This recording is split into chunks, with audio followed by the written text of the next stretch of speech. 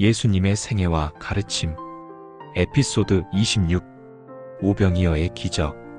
안녕하세요. 은혜의 반석입니다.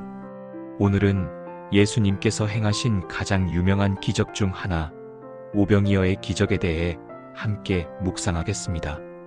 이 기적이 일어난 곳은 갈릴리 호수 근처였습니다. 그 당시 예수님의 명성은 온 지역에 퍼져 있었고, 수많은 사람들이 예수님을 따라다녔습니다. 사람들은 병든 가족을 고치려는 이 예수님의 가르침을 듣고자 하는 이 단순히 호기심에 따라온 이들까지 각자의 이유로 모여들었습니다. 그날도 어김없이 수많은 무리가 예수님을 따랐습니다. 그런데 해가 저물어 가는데 먹을 것이 아무것도 없었습니다. 이제 그 이야기를 들어보겠습니다. 요한복음 6장 1절부터 4절입니다. 그 후에 예수께서 디베랴의 갈릴리 바다 건너편으로 가시니 큰 무리가 따르니 이는 병자들에게 행하시는 표적을 보았음이러라. 수많은 사람들이 예수님을 따라왔습니다. 그들은 병든 가족을 업고 지팡이를 짚고 먼 길을 걸어왔습니다.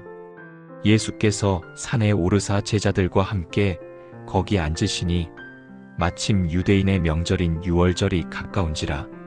예수께서 눈을 들어 큰 무리가 자기에게로 오는 것을 보시고 빌립에게 이르시되 우리가 어디서 떡을 사서 이 사람들을 먹이겠느냐?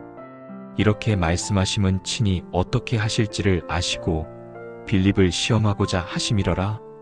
예수님은 이미 아셨습니다. 무엇을 하실지 어떻게 하실지를.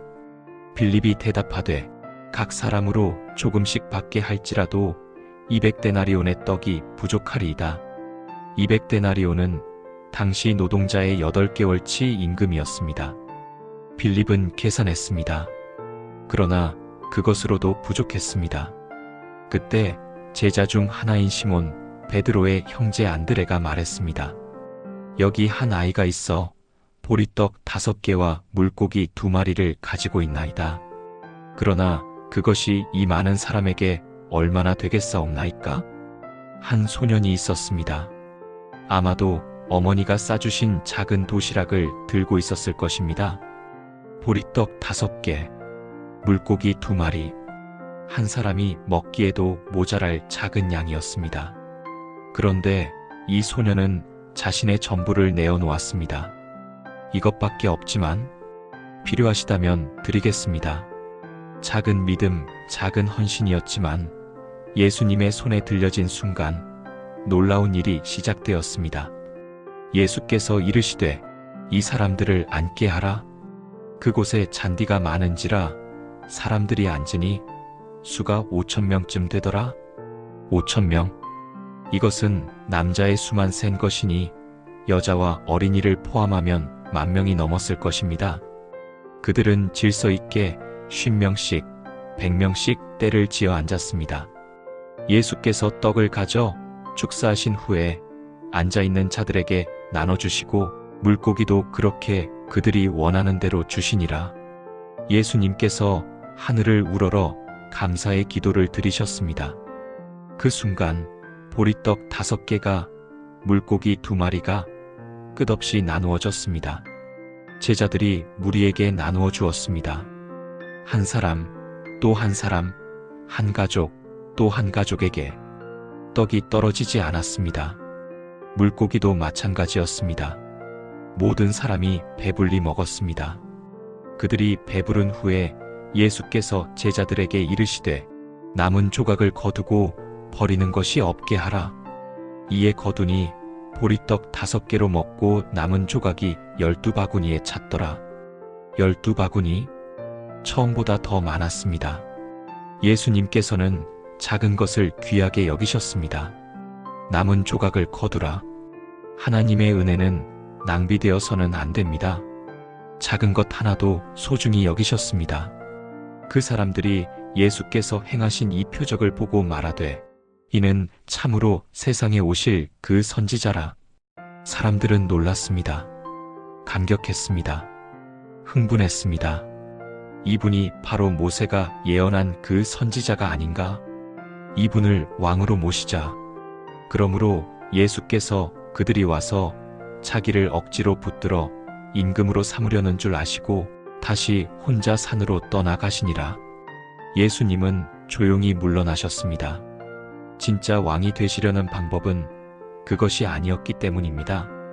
오늘 이 기적은 우리에게 무엇을 말해줍니까? 첫째, 예수님은 창조주이십니다. 무에서 유를 창조하시는 분, 작은 것으로 큰 일을 이루시는 분, 바로 예수님이십니다. 둘째, 작은 것도 귀하게 쓰십니다. 보리떡 5개, 물고기 2마리, 소년에게는 전부였지만 10,000명을 먹이기에는 너무나 작았습니다. 하지만 예수님의 손에 들려지자 10,000명을 먹이고도 남았습니다. 셋째, 예수님은 진정한 왕이십니다. 사람들은 예수님을 정치적인 왕으로 삼으려 했습니다. 그러나 예수님의 나라는 이 세상에 속한 것이 아니었습니다. 예수님은 십자가의 길로 진정한 왕이 되셨습니다. 넷째, 예수님은 생명의 떡이십니다. 이 기적 후에 예수님은 말씀하셨습니다. 나는 생명의 떡이니 내게 오는 자는 결코 줄이지 아니할 터이요 나를 믿는 자는 영원히 목마르지 아니하리라. 요한복음 6장 35절. 이 말씀이 오늘 우리에게 어떤 의미가 있을까요? 첫째, 우리의 작은 것을 주님께 드리십시오. 내가 가진 것이 작아 보입니까? 부족해 보입니까? 괜찮습니다. 주님께 드리십시오. 주님께서 크게 쓰십니다. 둘째, 주님의 능력을 신뢰하십시오. 불가능해 보이는 상황입니까? 해결책이 보이지 않습니까? 예수님은 오병이어로 10,000명을 먹이신 분입니다. 여러분의 문제도 해결하실 수 있습니다. 셋째, 영혼의 양식을 구하십시오. 사람들은 떡으로 배를 채웠지만 다음 날이면 다시 배고팠습니다. 그러나 예수님은 영원한 생명의 떡이십니다. 예수님을 먹는 자는 영원히 배고프지 않습니다. 오늘 이 말씀을 기억하십시오. 작은 것도 주님께 드리면 크게 쓰입니다. 불가능도 주님께는 가능합니다. 예수님은 생명의 떡, 영원한 만족이십니다. 이 기적은 네 복음서 모두에 기록되어 있습니다. 마태복음 14장, 마가복음 6장, 누가복음 9장, 요한복음 6장. 이것은 이 사건이 얼마나 중요한지를 보여줍니다.